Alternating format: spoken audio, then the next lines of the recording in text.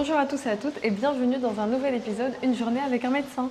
Aujourd'hui, on se retrouve dans le quartier opératoire de l'hôpital Erasme pour suivre une anesthésiste.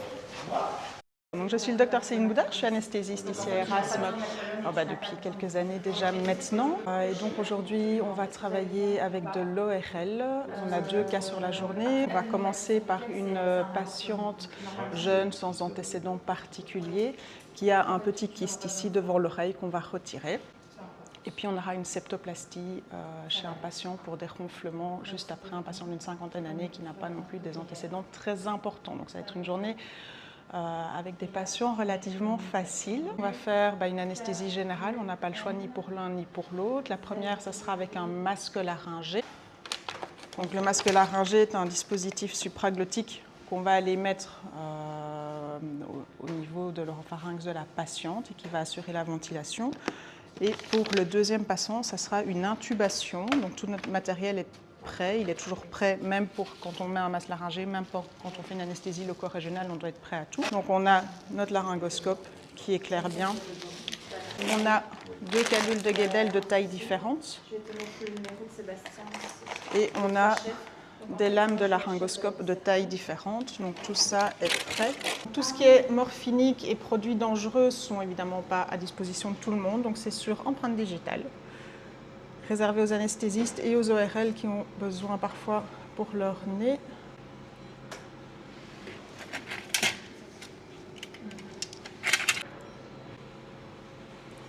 Et pas oublier de se déconnecter.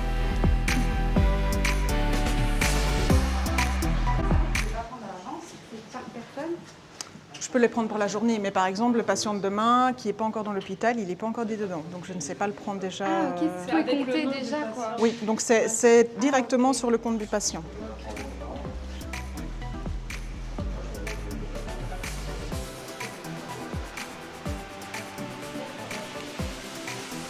Donc avant chaque salle d'op, on recheck tout.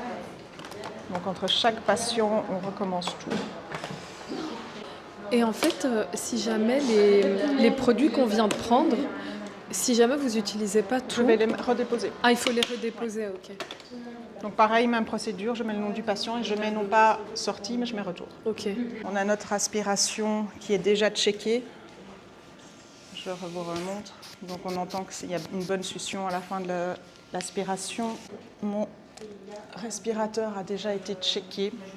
Mon plateau d'anesthésie est prêt avec les médicaments pour endormir la patiente. Un petit peu de linisol. J'ai du Sufinta et j'ai le propofol. Donc l'hypnotique, ici le propofol et le morphinique. Pourquoi vous avez choisi l'anesthésie? Alors l'anesthésie, c'est un choix qui n'a pas été immédiat. Donc je voulais rester au quartier opératoire, ça c'était une certitude. Sur mes stages, c'était vraiment là que je me sentais bien, que je me sentais épanouie, que c'était ma place. Donc j'ai commencé par faire la chirurgie. J'ai fait 3 ans de chirurgie et puis voilà, l'évolution, l'âge qui arrive, les enfants qui arrivent. On se remet en question et donc voilà, l'anesthésie paraissait à ce moment-là une évidence. Je reste au quartier, il y a beaucoup de physiologie, il y a beaucoup de médecine, on doit un peu tout connaître sur tout, c'est assez varié. On peut faire plein de choses, il y a les anesthésies générales, loco-régionales, il y a tout ce qui est hors quartier. Il y a les consultations, donc il y a la paye, il y a moyen de vraiment faire beaucoup de choses. Donc on n'est pas du tout limité en anesthésie, contrairement à ce qu'on pourrait penser. C'est assez vaste, on peut avoir des journées assez variées sur une même journée, variées d'un jour à l'autre. Donc voilà. C'est pour monitorer la profondeur de l'anesthésie. Donc c'est pour vérifier que monsieur dorme bien, ni trop, ni trop peu. Je vous rassure, je ne vois pas vos rêves. Vous rêvez de ce que vous voulez, ça j'ai pas accès. Je vois juste si vous dormez bien.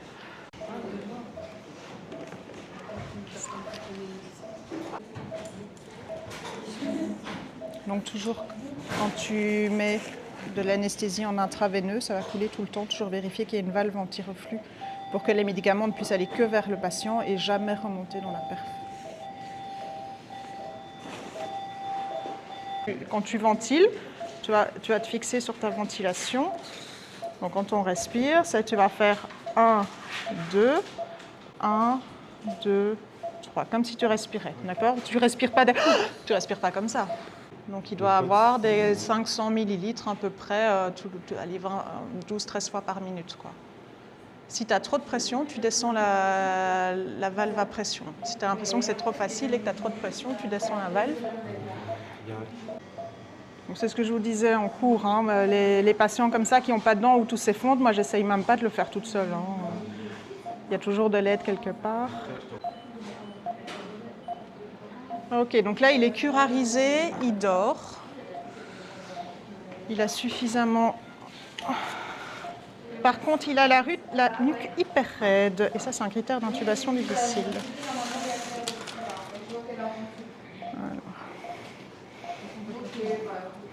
Est-ce que vous savez un peu nous parler de votre parcours et aussi c'est quoi le parcours typique pour devenir anesthésiste? Donc le parcours classique, évidemment, c'est les années de médecine standard. À l'époque, c'est encore 7 ans. Donc, moi, j'avais fait mes 3 candis à Mons. Puis cette année, ils ont ouvert tout le parcours là-bas, manifestement. Ouais. Et donc j'ai fait les 4 doctorats ici. Normalement, la formation d'anesthésie, c'est 5 ans d'assistanat. Oui. Assez rapidement, dès la première année, on favorise vraiment l'autonomie. Donc on va, dès les premiers stages, les premières semaines, laisser faire. Donc le but, c'est d'être autonome assez rapidement. Donc, dès que vous êtes PG, en fait, vous allez mettre les perfs, tout intuber, tout ventiler. Donc c'est vraiment le but, c'est d'apprendre très vite le plus possible. En début de formation, donc avant de commencer, on a 2 semaines d'un peu de remise à niveau parce que le cours a peu d'heures malheureusement. Donc c'est pas suffisant pour avoir toutes les bases pour commencer. Pendant 15 jours, il y a vraiment une remise à niveau sur les voies d'accès, comment on met les perfusions, comment on met les voies centrales, les monitorings, pour vous permettre d'arriver à l'aise en ayant quand même un minimum de connaissances pour être plongé dans le bain. Donc c'est 5 ans d'assistanat. Les gardes commencent dès que vous avez réussi votre examen de première année, donc en général après 9 mois. Vous commencez à faire les gardes. Et au fur et à mesure que vous avancez, vous montez dans la gradation des gardes. Vous avez de gardes juniors, puis des gardes médiums, puis des gardes seniors. En fonction des hôpitaux, c'est un peu différent évidemment. Et donc c'est 5 ans, avec un TFE à faire à la fin de la 5e année. Donc comme un TFE en médecine, évidemment, un peu plus sophistiqué, parce que vous avez 5 ans pour le faire, donc il faut vraiment s'y prendre dès le départ. Et il y a un examen en première année, un examen en 2e année. Donc en première et 2e année, vous avez des cours théoriques. À côté, en plus. Voilà. Et en fin... Alors, c'est pas forcément fin de dernière année, il y a ce qu'on appelle l'examen ministériel. Donc, vous passez devant un jury au ministère. Un jury qui vient de toutes les universités francophones et de tous les hôpitaux qui font partie du cursus francophone. Donc vous allez avoir des gens d'un peu partout. Il y a des gens de Liège qui sont là, des gens de Mons, des gens de Tivoli, donc que ça soit de l'ULB ou de l'ULG ou de l'UCL. C'est tout le monde ensemble. On fait des petits jurys par 2 ou par 3 et vous avez 3 cas cliniques à présenter. Au sort. Et donc c'est vraiment le cas clinique est la base, puis on va un petit peu creuser. Et donc ça c'est l'examen à réussir que vous pouvez faire à partir de la 4e année. Donc voilà, ça c'est pour la formation d'anesthésie. Ça c'est ce que je vous avais expliqué au cours. Ça, c'est la concentration que moi, je lui demande. D'accord ? Je voudrais bien qu'il ait 4 microgrammes au site effet. Ça, c'est la concentration plasmatique. Il me dit que je suis à la fin. C'est la concentration plasmatique qui est moindre parce que comme j'étais au-dessus et je lui ai demandé de redescendre, lui, il va arrêter de donner pendant un certain temps. Pour redescendre, ça va s'éliminer de là où il a stocké. Il n'a pas encore stocké grand-chose. Jusqu'au moment où la concentration au site effet estimé, évidemment, c'est un calcul qui a été fait sur toute une cohorte de patients, est à peu près égal à ce que j'ai demandé. Et donc là, vous voyez que je suis égale, et donc il recommence à administrer, c'est vert, ça circule. Et donc du coup, j'ai la même concentration plasmatique. Donc lui, il va s'adapter. Si je demande plus, il va faire un bonus pour pouvoir arriver. Si je demande moins, il va s'arrêter un petit temps jusqu'au moment où il s'équilibre. Du coup, pour vous, c'est quoi une journée type en tant qu'anesthésiste? À quelle heure vous commencez généralement? Il y a combien d'opérations sur une journée en général? Et comment ça se passe? Alors, une journée type, ça dépend un peu ce qu'on fait sur le programme. Donc, si on est au quartier opératoire, si on est en consultation, si on est en veille clinique. Et donc, en gros, on commence à s'occuper du patient à 8 heures. Donc, qui dit s'occuper du patient à 8 heures, dit être prêt. Je vais parler de la journée la plus standard, qui est celle du quartier opératoire. On est là vers 7h30, 7h40, en fonction du type de chirurgie et de ce qu'on doit préparer. Donc, il y a certaines choses qui demandent un peu plus de préparation. Mais à 8h, le patient rentre en salle et à 8h, notre attention elle est portée uniquement sur le patient. Donc, on ne va plus commencer à puiser des drogues, montrer les seringues aux patients. C'est un côté un peu angoissant pour eux. Alors, le nombre d'interventions, alors là, c'est très variable. Donc, vous faites une chirurgie très lourde, vous pouvez avoir une seule intervention sur la journée qui va durer 7, 8, 9, 10 heures. Et puis vous êtes à la 1B, vous pouvez très bien faire 12, 13, 14 interventions sur la même journée. C'est très variable. Ce n'est pas du tout les mêmes types de journées, ce n'est pas du tout le même type d'attention. Et puis les chirurgies les plus longues en général sont les chirurgies les plus lourdes. Donc là, ça va être un autre style d'attention, donc ça peut saigner, il faut faire attention, vérifier les gazométries de façon régulière. Donc il y a vraiment beaucoup de choses à checker. Alors, donc là, ils infiltrent avec la xylocaïne plus adrénaline. Donc tu vas avoir un effet anesthésiant local. Donc moi, ça va m'aider. Et puis l'adrénaline, tu vas surtout avoir en fait l'effet vasoconstricteur pour éviter le saignement. On entend déjà qu'il s'accélère un tout petit peu.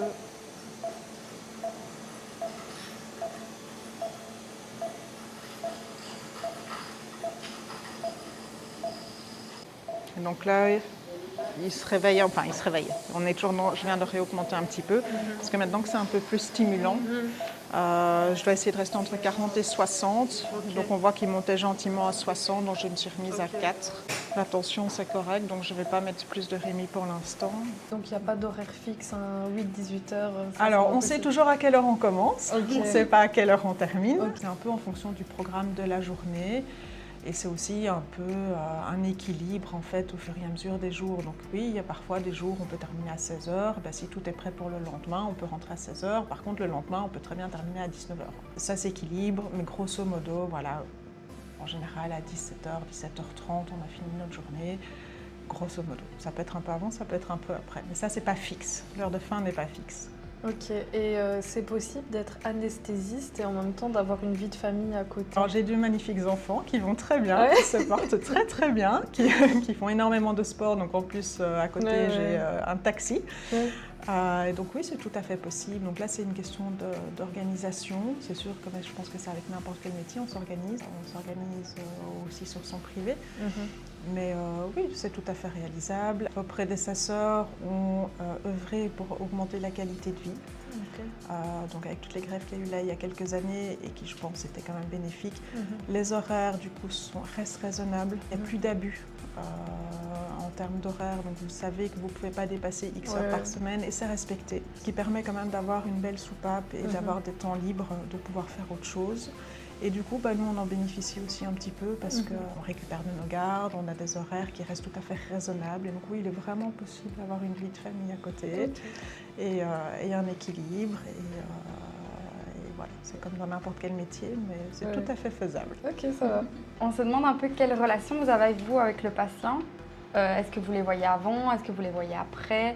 Comment ça se passe un peu? Est-ce que vous avez quand même du relationnel? Alors oui, on a quand même du relationnel. Donc c'est très différent, par exemple, d'un médecin généraliste qui a son patient en chronique ou des spécialités comme les endocrinos qui suivent les diabètes en chronique. Donc nous, on a vraiment des contacts beaucoup plus ponctuels. On a la première relation, c'est en consultation, où c'est là en fait où le lien se crée. Et donc c'est là qu'on va commencer déjà à rassurer le patient, parce qu'il vient, il est anxieux, il n'a pas très bien compris toujours tous les tenants et les aboutissants de la chirurgie qu'on lui propose. Et donc là, on a déjà notre rôle de bien réexpliquer et en fait, c'est là que tout se joue. Donc si vous avez déjà rassuré votre patient en consultation, il est déjà moins anxieux quand il arrive ici au quartier opératoire. Alors, le gros problème, c'est que surtout dans une structure comme celle-ci, on a des grosses équipes. Donc ce n'est pas forcément celui qui a vu le patient en consultation qui va prendre le patient en charge. Donc ça, il faut bien prévenir le patient qu'on travaille en équipe. Et donc c'est très important, c'est quand le patient arrive en salle de réveil, aller le resaluer, vous présenter, lui dire que vous êtes l'anesthésiste qui va s'en occuper. Et en général, juste ça, déjà, ils sont rassurés. Donc quand le patient arrive, c'est vraiment là où il faut recréer un contact, il faut le regarder, lui parler.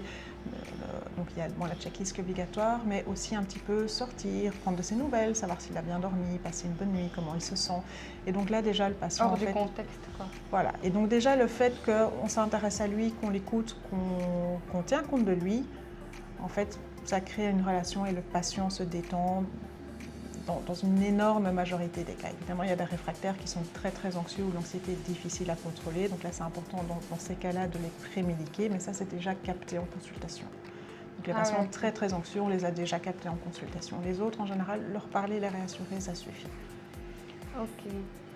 Et donc, vous les voyez avant l'opération, le jour même de l'opération et après, une fois que c'est fini. Est-ce que vous avez encore un contact avec eux? Alors en salle de réveil, on vérifie qu'ils vont bien, effectivement. Avant qu'ils quittent la salle de réveil, on va faire un dernier check. Enfin, tout dépend évidemment de la journée que vous avez. Donc parfois, on est vraiment coincé, on ne sait pas vraiment se mobiliser.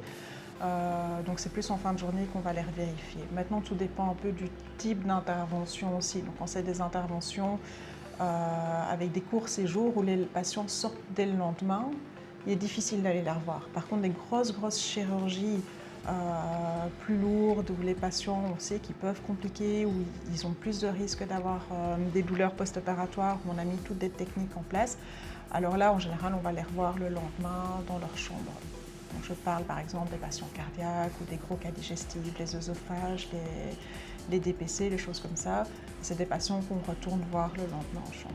Oui, donc vous n'avez quand même pas que du bloc dans votre profession, vous avez quand même beaucoup d'à côté, quoi. Personne ne vous empêchera jamais d'aller voir votre patient en post-opératoire. C'est quoi les situations les plus stressantes que vous pouvez avoir en tant qu'anesthésiste? Alors ça, c'est assez vaste comme question. Ouais. Donc, je veux dire pour une anesthésie programmée. Okay. Quand on a bien préparé son anesthésie, quand on a bien anticipé en fonction du patient, en général, tout se passe bien. Donc oui, on peut avoir des intubations difficiles, mais quand on a bien, je veux dire, anticipé la situation et que tout est prévu, en général, ça se passe vraiment sans souci. Ce qui peut être un peu plus stressant, par exemple, c'est l'intubation difficile qui n'était absolument pas anticipée. Si vous ne savez pas ventiler votre patient, là, vous arrivez dans une situation où votre patient est clairement en danger. Okay. Donc là, c'est par exemple le genre de situation qui peut être un peu plus angoissante.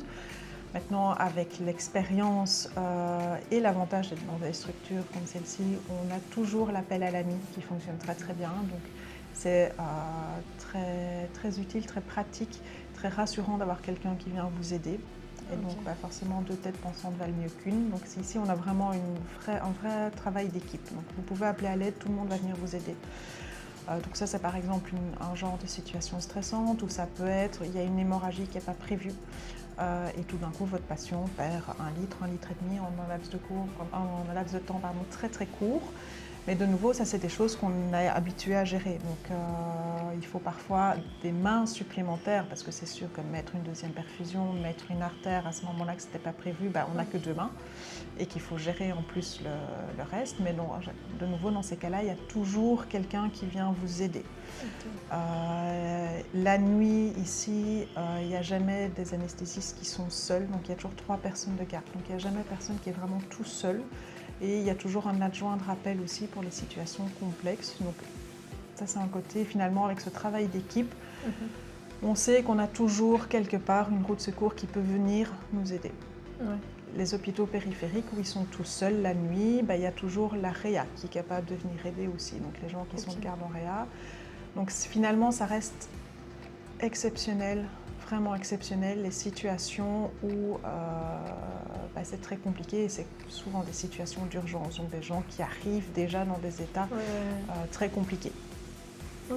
Mais c'est vraiment pas quelque chose de si fréquent que ça. Ok.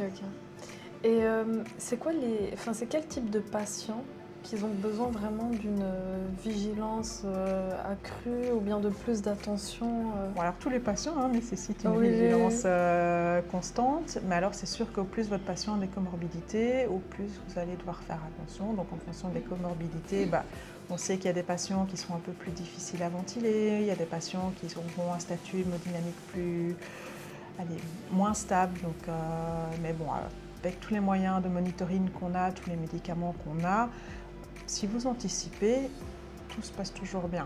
Donc on a tellement de techniques à l'heure actuelle, tellement de monitoring qui nous aident, qu'en fait, on peut presque endormir n'importe quel patient. Ça reste vraiment l'exception.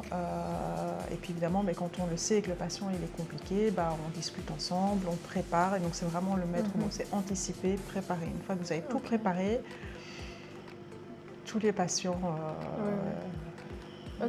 tout se déroule correctement. Ok. Alors la pédiatrie est un cas à part. Donc maintenant on est fusionné avec l'hôpital des enfants et donc effectivement on parle de la petite pédiatrie. Hein. Donc après un certain âge, ça devient presque des petits adultes, donc ça va. Mais donc la petite pédiatrie, effectivement, il faut être formé pour. Donc il faut avoir l'expérience. Pour bien faire la petite pédiatrie, il faut avoir l'expérience de la pédiatrie. Et donc là, maintenant, le gros avantage étant fusionné avec l'UD, il y a une liste de gardes à l'hôpital des enfants qui sont toujours susceptibles de venir nous aider pour les cas très compliqués et qui n'hésitent pas à venir nous aider même la journée hein, quand c'est prévu et qu'il y a de la toute petite pédiatrie, alors on fait appel à un spécialiste. Mais donc effectivement, comme dans n'importe quelle spécialité, on peut se surspécialiser. Donc la pédiatrie, mais c'est comme pour tout, vous faites bien ce que vous faites tout le temps. Donc on a tous un peu notre domaine de prédilection. Donc il y en a qui font beaucoup de pédiatrie, il y en a qui font de la cardiaque, il y en a qui font tout ce qui est neurochirurgie avec les neuromonitoring, il y en a qui font la thoracique, il y en a qui font la vasculaire, il y en a qui font la digestive compliquée. Enfin, bon, après il y a les cas standards, hein, je veux dire l'anesthésie de base que tout le monde sait faire. Et puis vraiment les cas très spécifiques, en général on a une partie de l'équipe qui le fait de façon fréquente et qui a l'habitude de le faire. Et donc au plus on le fait, au mieux on le fait. Okay. Est-ce que la rumeur des personnes qui prennent des substances illicites, apparemment ça serait un peu plus compliqué pour les anesthésiés, etc. Alors, on a tous effectivement une sensibilité différente à l'anesthésie qui est liée à votre métabolisme. Donc soit vous avez un métabolisme différent au niveau génétique. Donc, alors, les rousses, c'est plus un mythe. Mais les personnes africaines, effectivement, on peut être amené par exemple à donner plus pour les endormir et finalement, après, ce qu'on vous leur avait donné, c'est presque suffisant pour le reste de l'anesthésie. Donc c'est l'induction où on est obligé de monter un peu plus, mais après, par contre, l'élimination, c'est très lent, ils ne s'éliminent pas très vite. Par contre, effectivement, les patients qui consomment beaucoup de cigarettes ou surtout d'alcool ont une induction enzymatique au niveau hépatique qui est accentuée. Et donc, ils vont éliminer beaucoup plus vite le médicament. Donc là, effectivement, on est obligé de monter parfois dans les doses.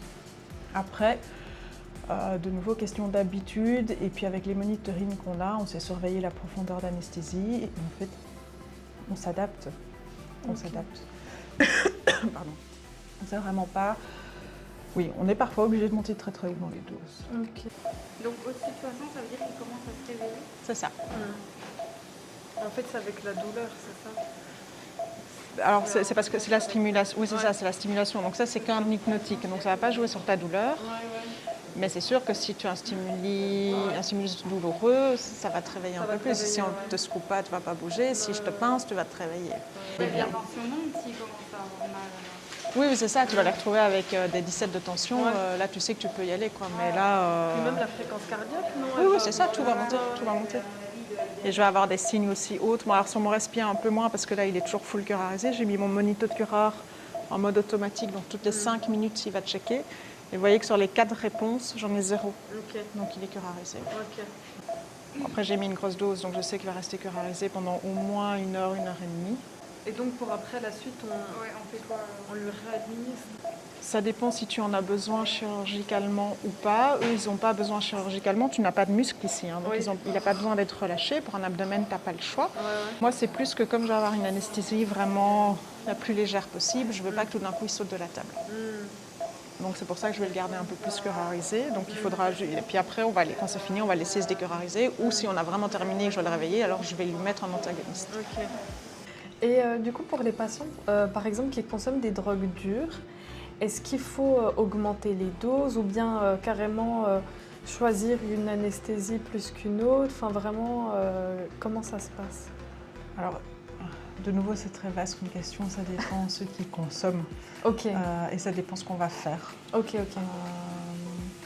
il y a plusieurs risques. Donc, effectivement, si on peut faire une anesthésie loco-régionale et ne pas les endormir, c'est pas plus mal.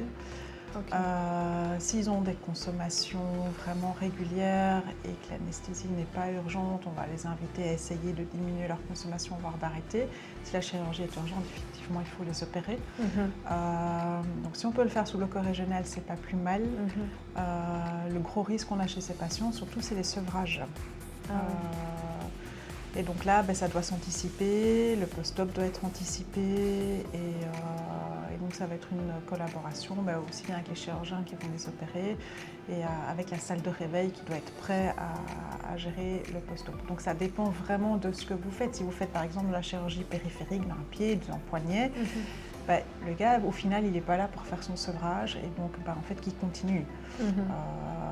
Évidemment pas avant d'arriver en salle d'op, mais s'il a besoin de prendre quelque chose en post-op et qu'il peut manger, qu'il peut boire, alors c'est compliqué à dire, mais c'est comme un patient alcoolique, ils ne sont pas forcément venus faire leur sevrage. Maintenant évidemment si c'est une grosse chirurgie digestive, c'est beaucoup plus compliqué, on n'est pas dans le même cas. Et donc là on va anticiper le sevrage et être très très attentif à ça. Alors certaines drogues peuvent aussi avoir des conséquences. Donc on sait que c'est des patients qui sont plus à risque, notamment de faire des infarctus. Et donc on peut juste être vigilant, faire attention. Maintenant, ce que les gens ont pris à côté, on ne sait pas le changer.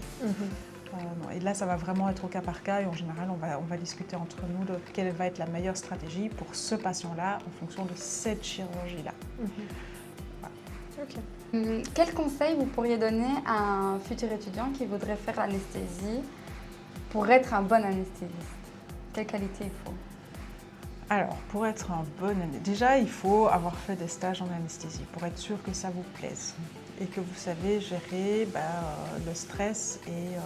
Parce que, en tant qu'anesthésiste, comme on dit, c'est la seule spécialité où, en fait, d'un patient stable, vous le rendez volontairement instable.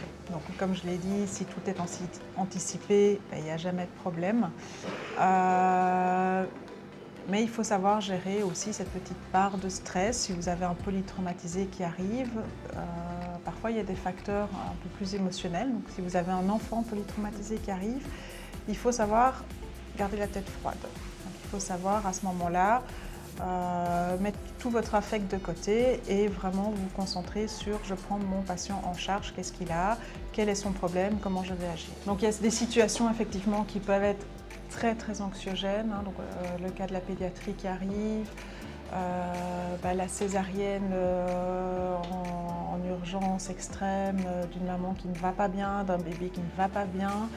Donc là, effectivement, on peut avoir parfois des sources de stress importantes. Donc il faut savoir vraiment gérer son stress. De nouveau, on n'est pas tout seul. Mais donc là, il faut rester focus sur le patient, sur la médecine et mettre son affect complètement de côté. Il faut connaître aussi toute sa physiologie, toute sa pharmacologie. Donc l'anesthésie, c'est une vocation, c'est une passion. Donc si vous n'êtes pas passionné, les journées peuvent vite être longues. Par contre, si vous aimez ce que vous faites, mais je pense que c'est pour n'importe quel métier, n'importe quelle spécialité, ou même en dehors de la médecine, si vous aimez ce que vous faites, ça peut être réellement passionnant. Parce qu'en fait, il y a toujours plein de choses à apprendre, il y a plein de choses à faire, on peut faire plein d'études, on peut faire plein de choses. Il y a les étudiants, si on est en universitaire, encadré, qui a un côté aussi très très sympa, ce côté pédagogique, enseigner, apprendre. Donc il y a plein de côtés très très bénéfiques à l'anesthésie. Mais donc si vraiment on veut faire un bon anesthésiste, c'est bien connaître sa physiologie, bien connaître sa pharmacologie et bien connaître son patient. Donc bien avoir regardé ce que son patient il a, aller le voir, bien préparer son plan. Donc ça c'est vraiment les conseils pour être un bon anesthésiste. Si tu veux parcurariser parce que tu n'en as pas besoin, tu peux très bien le mettre en mode assisté. Et donc il déclenche, le respirateur l'assiste, et puis s'il ne déclenche pas, le respirateur donne. Et donc si par exemple je veux le mettre en mode où il peut, donc c'est le trigger, ça c'est l'effort qu'il doit, si tu veux, fournir, donc là c'est trop. Donc si je veux qu'il puisse déclencher, je vais diminuer mon trigger, et ça c'est la différence de pression entre sa pression de fin d'expiration et la pression que tu lui donnes. Donc là, il est à peu près 10, ça suffira. Et donc là, à ce moment-là, pour l'instant, je le ventile en volume. Donc je demande qu'il ait 480 de volume et mon respirateur va lui donner 480 de volume. S'il déclenche, il ne va pas donner un volume, il va donner en pression. Il va donner le temps mis en fonction de ton I sur E et de ta fréquence respi, il va te donner 10 de pression, en plus que ta pression de fin d'expiration. Et donc là, tu dois surveiller évidemment si ça suffit pour avoir un volume correct ou pas. Et du coup, pour conclure, est-ce que vous aurez une petite anecdote qui vous a vraiment marqué dans votre carrière? Alors, anecdote, on va parler des anecdotes sympathiques Oui. ou rigolotes. Donc parfois l'anesthésie peut être un peu cocasse parce qu'on a des interventions classiques programmées d'un patient qui vient se faire soigner et puis des fois les patients arrivent avec des choses un peu particulières. Et donc on est parfois amené à aller rechercher des objets divers et variés à des endroits très surprenants. Et donc effectivement, voilà, pour parler d'une petite anecdote, il m'est arrivé lors d'une garde de prendre un patient du 4e âge pour aller récupérer un objet, comment je vais dire, assez avancé au niveau de la filière digestive. Pas mal. Ok. Ben, en tout cas, merci beaucoup de nous avoir accueillis. Avec plaisir. C'était vraiment gentil.